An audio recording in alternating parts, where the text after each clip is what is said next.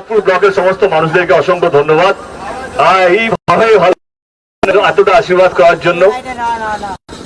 আমি জানি নির্বাচনের সময় সবাই ভোট চাইতে বেরোয়, কিন্তু আমি ভোট চাইতে আসিনি। আমি আপনাদের আশীর্বাদ চাইতে এসেছি, আপনাদের ভালোবাসা চাইতে এসেছি। আছেন তো আপনারা?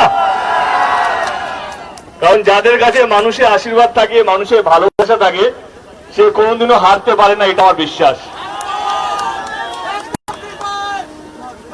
আমি 10 বছর ধরে আপনারা আমাকে পাশে থেকেছেন, দলের পাশে দেখেছেন, আমার পাশে দেখেছেন। সামনে আবার নির্বাচন, 25শে মে আমাদের এখানে নির্বাচন। যদি আপনাদের মনে হয় কি আমি এবং আমাদের নেত্রী, আমাদের দল আপনাদের হয়ে কাজ করতে পেরেছে, তাহলে আপনারা জানেন 25শে মে কাকে ভোটটা দিতে হবে।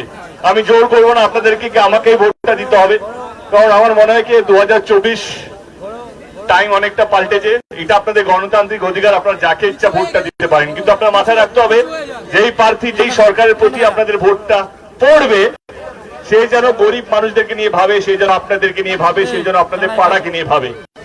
আমি এটুকু বলবো, আমার নেত্রী মমতাদি এই রাজ্যের জন্য প্রচুর খেটেছে। যেমন আমি বলতে পারি কি কিছুদিনের আগেকার কথা, 100 দিনের কাজের টাকা আটকে রেখেছিল কেন্দ্র সরকার, সেখান থেকে আমাদের সরকার, আমাদের নেত্রী 100 দিনের টাকাটা নিজে থেকে দিচ্ছে, মানে রাজ্য সরকার পক্ষ থেকে দিচ্ছে।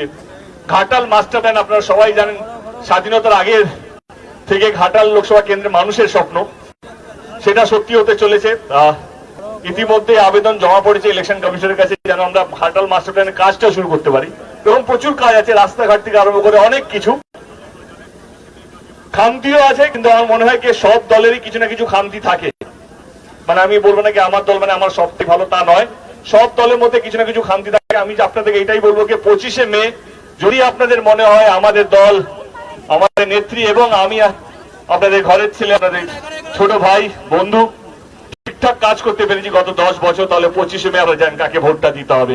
ভালো থাকবেন, থ্যাংক ইউ সো মাচ।